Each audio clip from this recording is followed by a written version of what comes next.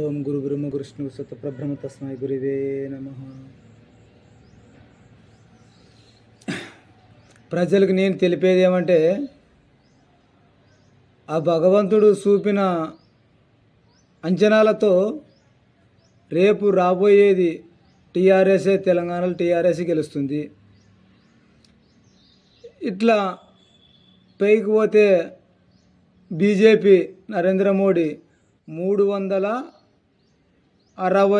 నుండి 61 సీటు వరకు బీజేపీ వస్తుంది.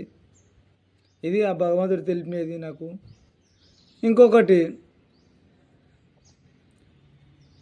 బియ్యము రేటు జంప్ అయిపోతుందని కూడా తెలిపింది ఆ భగవంతుడు.